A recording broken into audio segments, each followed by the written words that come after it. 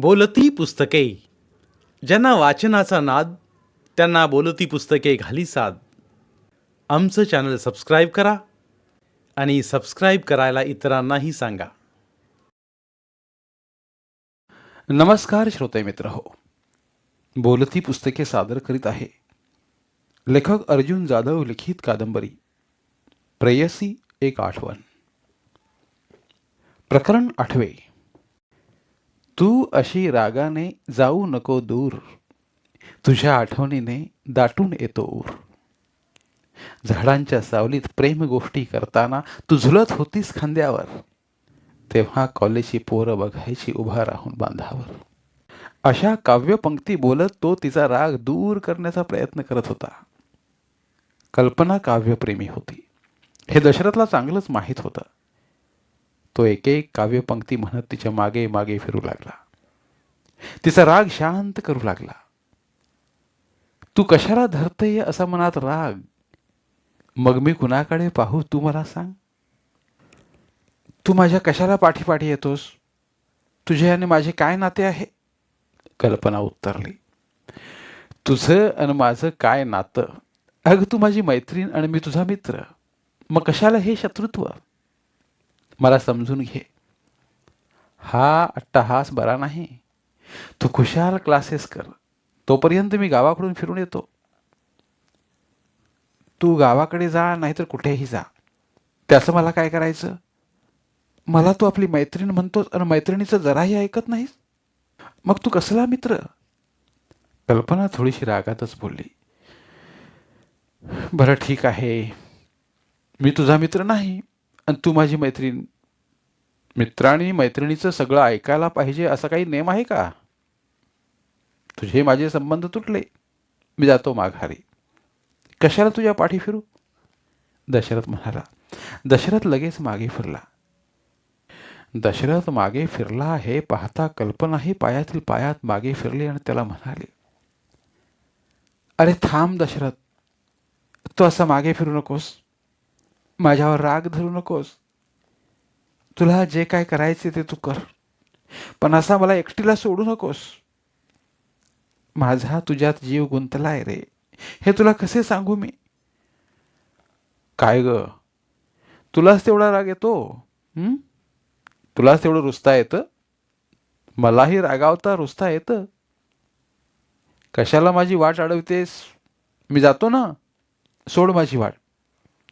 दशरथ म्हणाला, अरे आपल्या माणसाने आपल्या माणसावर रागावायचं रुसायचं असतं, तुला कळत कसं नाही रे. आपला म्हणजे का. आपला म्हणजे आपला. कल्पना बोलताना थोडी अडखळली. विषय बदलत म्हणाली, तू माझा मित्र म्हणजे आपला ना. बरं ठीक आहे, तो क्लासेस जाऊ दे, तू गावी जाऊन ये, मग आपण पुढे काय ते पाहू. तोपर्यंत मी क्लासेसला एकटीच जाते आणि दोघांचा अभ्यास करते. अरे वा, दोघांचा अभ्यास करणार. बरं झालं, नशीब माझं फुललं. तुझं नशीब सदैव फुललेलंच आहे रे. पुढे बारीक आवाजात कल्पना म्हणाली, तुझं नशीब खूप फुललंय, पण त्या फुललेल्या फुलाकडे तुझं लक्ष कुठे आहे रे. तू रोज तुझ्या नादात, मग कशा कळणार तुला माझ्या हृदयातील भावना. मी हृदयात किती तडफडते तुला काय कळणार. तुला पटविण्याच्या नादात मी वेडी होते की काय मलाच कळणार नाही. फक्त मैत्रीण मैत्रीण मैत्रीण म्हणत खूळ लावतोस की काय मला. काय काय मनात पुटपुटलीस मला कळलंच नाही. जरा मोठ्यानं बोलायचं ना. काही नाही पुटपुटले. अशी कधी मधी मनात पुटपुटत राहण्याची सवय आहे मला. ही सवय भयंकर वाईट असते ना रे, असं काही जण म्हणतात. कल्पनाने विषय पालटला. म्हणजे तू मन बडबडी आहेस का. होय, असंच समज. मनातल्या मनात बडबडणाऱ्या व्यक्तींना गावाकडे मन बडबडी म्हणतात. इथे काय म्हणतात मला माहीत नाही, पण मनातल्या मनात बडबडणाऱ्या मुली असो किंवा मुलं कुणावर तरी प्रेम करत असतात, आतल्या आत झुरत असतात. हे खरं का ग. तू अगदी बरोबर बोललास. नकळत कल्पनाच्या तोंडून शब्द बाहेर पडले आणि ती थोडी कावरी बावरी झाली. काय? म्हणजे तू मघाशी बडबडत होतीस याचा अर्थ तू कोणावर तरी प्रेम करतेस वाटतंय. कोण आहे ग तुझा राजकुमार? कोणी तुला वेडं केलंय? मला कळू दे तरी. तो तो माझा लाडका राजकुमार. कल्पना बोलता बोलता थांबली. का ग थांबलीस? सांग ना तुझ्या लाडक्या राजकुमाराचं नाव गाव. कल्पनाकडे बघत दशरथ म्हणाला, तूच माझा राजकुमार हे तुला सांगू कशी? तुझ्या हृदयातील प्रेम या क्षणी मागू कशी? कल्पना थोडा वेळ गप्प राहिली. ती मनात विचार करू लागली. मी तुझ्यावर प्रेम करते. तूच माझा लाडका राजकुमार आहेस असं म्हटलं तर ते त्याला पटणार नाही, कारण तो मला आपली मैत्रीण समजतो. मग हे असं सांगितलं तर त्याचं मन दुखावेल. मला तो मैत्रीण म्हणूनही स्वीकारणार नाही. उगाच दुरावा निर्माण होईल. हा दुरावा या क्षणी मुळीच निर्माण करायचा नाही मला. वेळ आली की एक दिवस सांगितलेलं बरं. या घडीला वेळ मारून नेलेली बरी. आपण आत्ता सावधपणाचा पवित्रा घ्यायला हवा. तो आपल्या हिताचा ठरेल. अगं कसला विचार करतेस? सांग ना मला तुझा राजकुमार कोणते? अरे तोच तर विचार करते, पण माझा राजकुमार कोण हेच तर आठवत नाही. म्हणजे म्हणजे तुला माहित नाही? नाही. मग मगाशी अशी काय म्हणत होतीस? काही नाही. विषय बदल. पुढे कधीतरी तुला माझा लाडका काळजाचा तुकडा प्रिय राजकुमार कोणते सांगेन. तू टेन्शन घेऊ नकोस. मी कशाला घेऊ? बरं बाबा, घेऊ नकोस.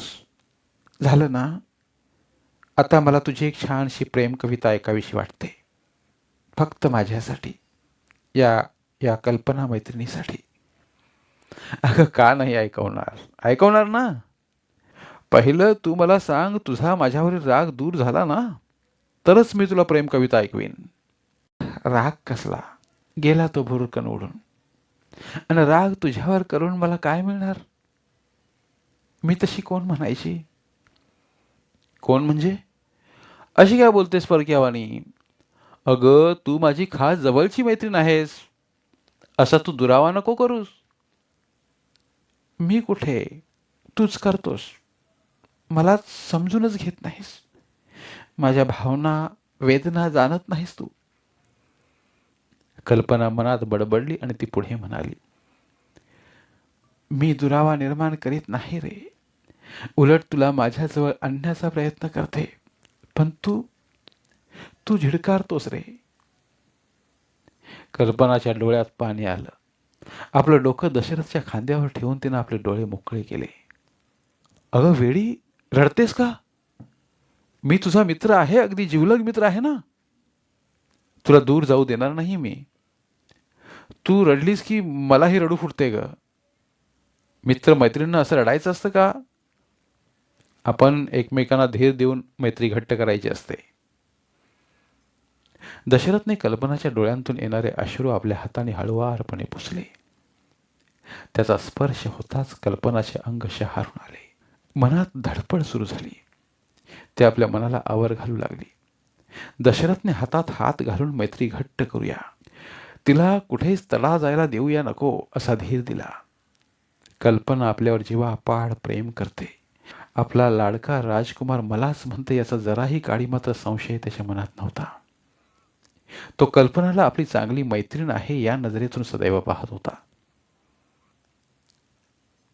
बरं, मैत्री घट्ट करायची तर मला प्रेम कविता ऐकव ना. कल्पना आपलं मन सावरत म्हणाली, प्रेमाची कविता कशाला? दुसऱ्या सामाजिक, मला दुसऱ्या तिसऱ्या कोणत्याच नको. आज मला प्रेम कविता ऐकायची इच्छा झाली आहे. ती तू पूर्ण करणार आहेस की नाही ते बोल. का नाही करणार? जर मैत्रिणीची इच्छा पूर्ण केली नाही तर ती मुळमुळ रडायची. दशरथ हसत बोलला, हसू नको रे. ही वेळ काही हसण्याची नाही. उगाच माझं मन नर्वस करू नकोस. थोडी वैतागल्यासारखी कल्पना बोलली. कल्पनाला जास्त ताणत बसण्यापेक्षा तिला कविता ऐकवलेली बरी. दशरथने प्रेम कविता म्हणायला सुरुवात केली. माझी कल्पना मनाची कधी हसते कधी खुलते, कधी रुसते कधी फुगते, दात ओठ दाबत पुढे पुढे जाते, आपल्या डोळ्याच्या दोन किनाऱ्यातून पाहते, क्षणभर क्षणभर.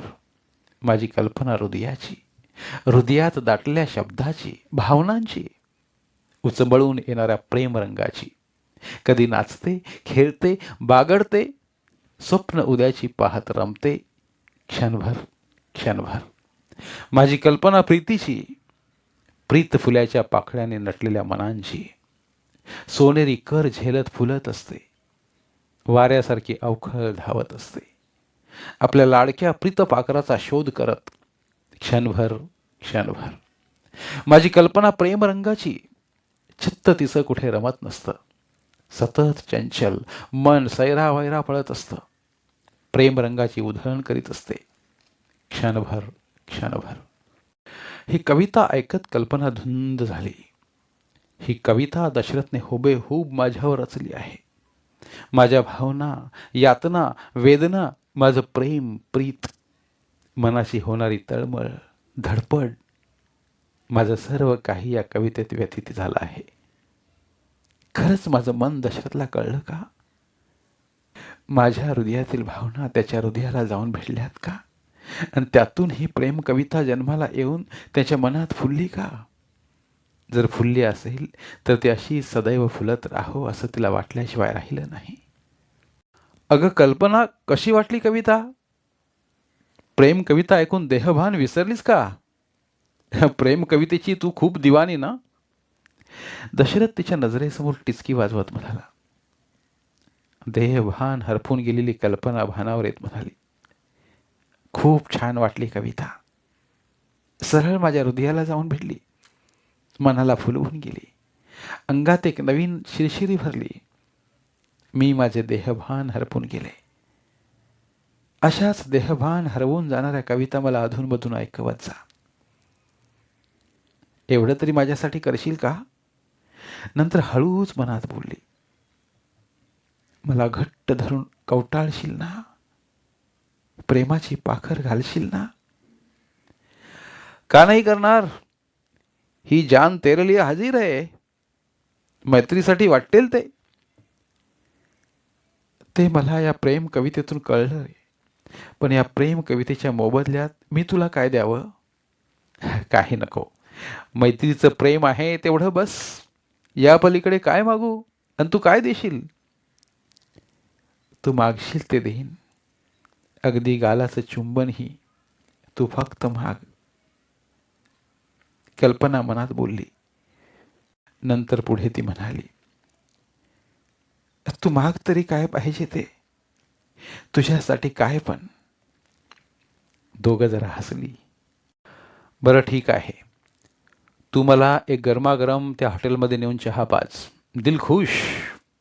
कवीची हीच इच्छा असते. कल्पनाला वाटलं होतं की दशरथ माझ्याकडे प्रेमाचा हात मागेल, तुझ्या गालाचं मला गोड गोड चुंबन दे म्हणेल, मला मिठीत घे म्हणेल. म्हणून तर ती बिनधास्तपणे म्हणाली होती, तुझ्यासाठी काही पण. या तिच्या आशेवर दशरथनं पाणी टाकलं. तिचा प्रेम कविता ऐकून फुलासारखा टवटवीत फुललेला चेहरा थोडा काळवडून गेला. तो चेहरा पाहत दशरथ म्हणाला, का ग कल्पना, चहा मागितला म्हणून तू तुझा फुलासारखा टवटवीत फुललेला चेहरा पाडलास? तो पडू देऊ नकोस, तसाच फुलत ठेव, इतरांना फुलवण्यासाठी. दशरथ पुढील शब्द बोलायचे टाळून गेला. आपला पडलेला चेहरा सावरत कल्पना म्हणाली, नाही रे, माझा चेहरा पडला नाही. तुला तुला तसा दिसतो रे. मी कशाला चेहरा पाडू, तू सोबत असताना. पुन्हा तिने चेहऱ्यावर स्मित आणलं. आता कशी छान दिसतेस. आता या क्षणी माझ्याकडे कॅमेरा असता तर हे तुझे हसरे स्मित कॅमेरात बंद केले असते. किती सुंदर दिसतं. या सुंदर चेहऱ्याला कुणाची नजर न लागो, हीच देवाकडे माझे हात जोडून प्रार्थना. दशरथने देवाकडे हात जोडले.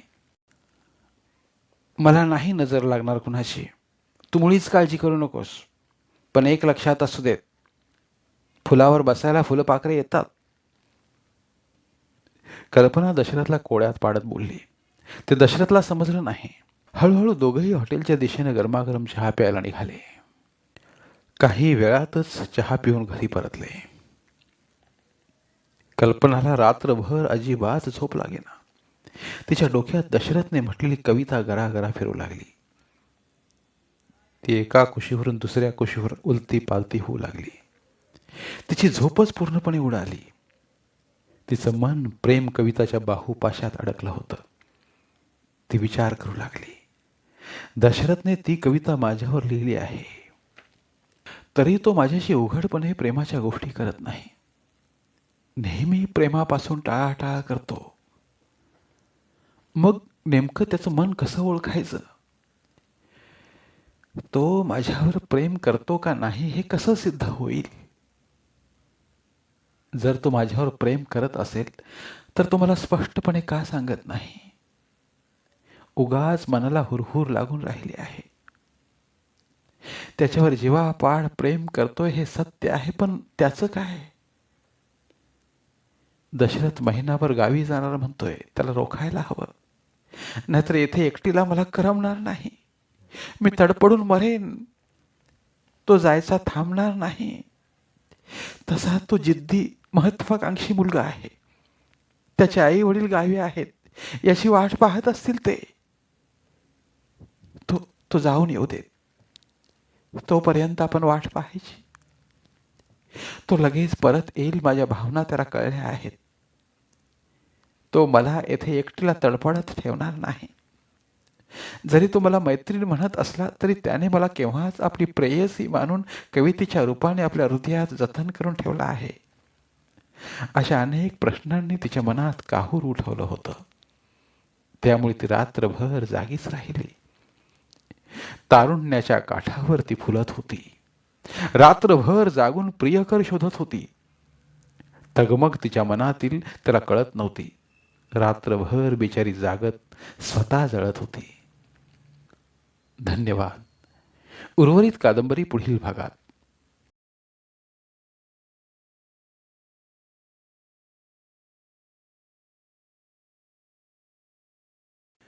धन्यवाद. प्रिय श्रोते मित्र हो, आपल्यासाठी एक आवाहन. आमच्या चॅनलच्या प्लेलिस्ट विभागात तुमच्यासाठी शेकडो कादंबऱ्यांचे ऑडिओ बुक्स उपलब्ध आहेत. तिथे प्रत्येक कादंबरीचे सर्व भाग एकत्रित मिळतील. त्यामुळे सध्या सुरू असलेल्या क्रमशः कादंबरीच्या पुढील भागासाठी वाट पाहण्याची गरज नाही. तुमच्या वेळेनुसार तुम्ही संपूर्ण कादंबरी सलगपणे ऐकू शकतात आणि साहित्याचा आस्वाद घेऊ शकता. कृपया आमच्या चॅनलच्या होमपेजवर जाऊन प्लेलिस्ट चेक करा आणि तुमची आवडती कादंबरी निवडा. धन्यवाद.